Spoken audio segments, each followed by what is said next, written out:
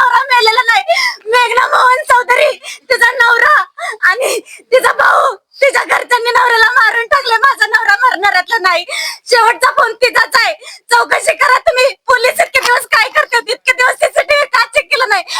10 दिवसाच्या वर झालं कंप्लीट करून. काय केलं इतके दिवस? पोलीस लोक काय केलं त्यांनी इतके दिवस?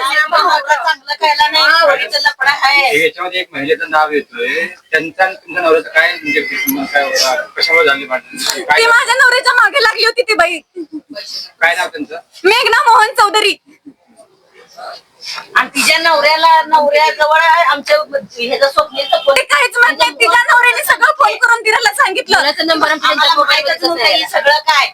तिचा नवरा फोन केल्यानंतर काय बोलणं झालं? आम्ही मस्त मध्ये दोघं जण जेवण केलं होतं. दुपारी मी लवकर येतो. कल्ले जिमला जातो मी.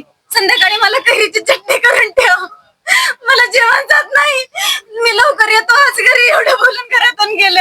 सोलापूर शहरातील विजापूर रोडवरील सैफुल येथील पाटील नगर फॉरेस्टमध्ये एका 26 वर्षीय तरुणाचा कुजलेला मृतदेह सागवानी झाडाला गळफास घेतलेल्या अवस्थेत आढळून आला होता. मृत तरुणाचे नाव सचिन माने असून तो एका बॉडी बिल्डर युवक म्हणून ओळखला जात होता. त्याचे विजापूर नाक्यावर मोबाईलचे दुकान होते. मृतदेह आढळल्यावेळी तो अत्यंत कुजलेल्या अवस्थेत होता. शरीराची हाडे वेगवेगळ्या अवस्थेत पडलेली होती. शेजारीच त्याचा मोबाईल, हेडफोन आणि घड्याळ पडलेले सापडलं. फॉरेन्सिक टीमने घटनास्थळी येऊन पंचनामा केला असून मृतदेह शवविच्छेदनासाठी पाठवण्यात आला आहे. या प्रकरणात आता मोठा खळबळजनक आरोप समोर आलाय. मयत सचिन माने यांच्या पत्नी आणि भावाने मेघना चौधरी नावाच्या महिलेवर आणि तिच्या पतीवर मेजर गंभीर आरोप करण्यात आले आहेत. त्यांनी सांगितले की माझ्या भावाचा खून करण्यात आला असून प्राप्त माहितीनुसार सचिन माने यांनी विजापूर नाक्यावरील दुकानातच सपना चौधरी या महिलेशी मैत्री होती, जी नंतर प्रेमात रूपांतर झाली होती. ही बाब सपना चौधरी याच्या पतीला मेजरला समजली होती. त्यानंतर सचिन माने सुमारे 10 दिवसापासून बेपत्ता होता. शोध घेत असताना त्याचा मृतदेह काटेरी झुडपात सापडलाय. नातेवाईकांचा दावा आहे की सचिन माने यांनी शेवटचा फोन कॉल सपना चौधरी यांनाच केला होता. त्यामुळे हत्या की आत्महत्या अशी चर्चा शहरात रंगू लागली आहे. माने कुटुंबियांनी पोलिसांकडे मागणी केली आहे की मेजर आणि मेघना चौधरी यांना लवकरात लवकर अटक करण्यात यावी. पोलिसांकडून सध्या तपास सुरू असून फॉरेन्सिक रिपोर्ट, कॉल डिटेल्स आणि इतर पुराव्यांच्या आधारे सत्य समोर येण्याची अपेक्षा आहे. ही घटना सोलापूर शहरात खळबळ माजवणारी ठरली असून पोलीस तपासाकडे आता सर्वांचे लक्ष लागून आहे. नमस्कार, मी माने स्वप्नील. माझ्या भावाचा आज दुःखद निधन झालेलं आहे. त्याच्याबद्दल आम्ही मिसिंग तक्रार दाखल केली होती विजापूर नाका पोलीस चौकी येथे. त्यानंतर 12 तारखेला त्याच्या दुकानामध्ये काही भांडण झालं होतं, तक्रार झालेली होती. तक्रार त्या मेजर बरोबर झालेली होती. मेजरचं नाव मोहन मारुती चौधरी आणि महेश दत्तात्रय जाधव हे असे 2 व्यक्ती आहेत. त्यांच्यावर आम्हाला संशय होता. त्या संदर्भात आम्ही पोलीस स्टेशनला 18 तारखेला तक्रार दाखल केलेली होती. माझा भाऊ 14 तारखेपासून मिसिंग होता आणि त्या संदर्भात आम्ही पोलिसांच्या मागे लागून त्याची चौकशी व्हावी, त्या लोकांना बोलवून घ्यावं, या पद्धतीने आम्ही त्यांना मार्गदर्शन करा अशा पद्धतीने आम्ही त्यांना सांगितलं. पण आज दिनांक 26 तारखेला काल आम्हाला संध्याकाळी 26 तारखेला संध्याकाळी सीडीआर आला. सीडीआर वरून कळालं की लोकेशन सैफुलच्या मागे, त्याच्या दुकानच्या मागे पाटील नगर येथे भेटलं आणि तिथं आम्ही तपास करत म्हणजे आम्ही तिथं चौकशीला गेलो असता आम्हाला त्याची गाडी आढळली. मग रात्री तिथं आम्ही सगळीकडे आसपास चौकशी केली, तिथं कोणी हा व्यक्ती आलेला आहे का वगैरे वगैरे. मग सकाळी गेल्यानंतर परत आम्ही जेव्हा तपासणी करायला सुरुवात केली, पोलिसांना फोन केला. पोलीस पण आमच्या सोबत होते. त्यावेळेला तिथं मागे एक पत्राशेड होता. पत्राशेडच्या मागे वनविहार आहे. तिथं एक पत्र्यातून एक जागा जात होती. तिथं स्मेल यायला सुरुवात झाली.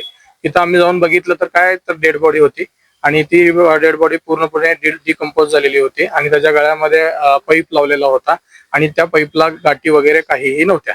आणि आजूबाजूला ज्या वस्तू पडलेल्या होत्या, त्याचा मोबाईल, त्याचा चप्पल, त्याच्या घड्याळ, त्यावरून आम्हाला ओळख पटली की हा आमचा भाऊ आहे आणि त्याचा 100% घातपात झालेला आहे. ज्या व्यक्तींच्या विरोधात आम्ही तक्रार दिलेली आहे त्या व्यक्तींच्या विरोधात आम्ही वारंवार पोलिसांना सांगितलेलं आहे आणि त्या संदर्भात त्यांनी सखोल चौकशी करून त्यांच्यावर गुन्हा दाखल करायला आत्ताच्या आत्ता गुन्हा दाखल त्यांनी करायलाच पाहिजे आणि त्यांना अटक करायला पाहिजे आणि त्यांची पूर्ण चौकशी करून आम्हाला न्याय मिळाला पाहिजे. चौधरी आणि तुमच्या भावाची काय नातं आहे, काय नाही? चौधरीची जी बायको आहे मेघना चौधरी, ही मोबाईल दुकानमध्ये यायची जायची, त्यांचं काय रिलेशन आहे आम्हाला माहित नव्हतं.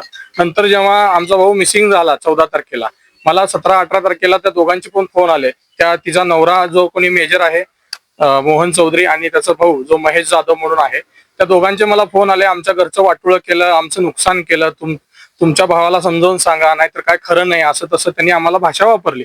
त्यावरून आम्हाला संशय आला. त्याआधी आम्हाला काही माहित नव्हतं ह्याबद्दल. नंतर आम्ही मग पोलिसांमध्ये तक्रार दाखल केली, त्यांना बोलवण्यात आलं. त्यावेळेस त्यांनी खोटं बोलले की आम्ही काही केलेलं नाही वगैरे वगैरे. पण आम्हाला आता आमच्या भावाची डेड बॉडी सापडलेली आहे आणि ती अशा अवस्थेत आहे की त्याचा मर्डरच झालेला आहे.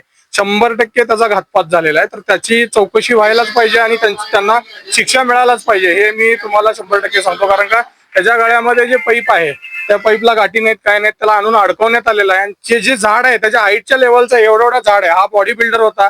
तुम्ही त्याच्या स्टेटसला बघू शकता, इंस्टाग्राम बघू शकता, त्याची बॉडी कशी आहे, काय आहे. त्याला 10-12 लोकांनी चांगलं त्याची एकतर पहिल्यांदा त्याचं मर्डर केलेलं असणार आहे आणि तिथं आणून अडकवलेलं असणार आहे. त्याची गाडी तिथं जवळपास भेटलेली आहे. आणि यावरून 100% आम्हाला वाटतंय की त्याचा मर्डर झालेला आहे.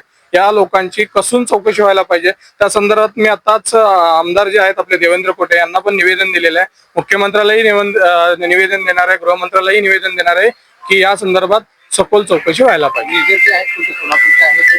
मेजर जे आहेत ते पंढरपूरचे आहेत. त्यांचा भाऊ जो आहे तो मोहोळचा आहे आणि इथं त्यांची जी बायको राहते ती मोबाईल दुकानच्या मागेच राहते. आणि तिचं आणि याचं काय अफेअर आहे का नाही आम्हाला याची कल्पना नव्हती. पण हे या मेजरला वाटतं की त्यांचं अफेअर होतं, हा तिला घेऊन फिरला वगैरे वगैरे. मग बायको इथं आणून सोडायचीच कशाला, आमचा त्याच्याशी संबंध नव्हता. मग त्याच्या पद्धतीने त्यांनी संशय घ्यायला सुरुवात केली. 4 चौघात तो बोलला देखील आहे की बाबा याला समजावून सांगा, नाहीतर याचं काय खरं नाही वगैरे वगैरे. आणि त्यातनं आम्हाला असं वाटतं की त्यानेच याचा घातपात केलेला आहे.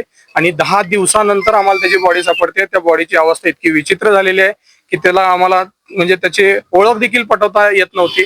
त्याचा मोबाईल, त्याचं घड्याळ, त्याची चप्पल, त्याचा शर्ट, यावरून आम्ही त्याची ओळख पटवलेली आहे. इतकी भयंकर अवस्था त्याच्या बॉडीची झालेली होती, इतकं भयंकर त्याच्या बरोबर घडलेलं आहे. तर त्या संदर्भात आम्हाला न्याय मिळालाच पाहिजे. त्यांच्या विरोधात गुन्हा दाखल झाला पाहिजे आत्ताच्या आत्ता ताबडतोब.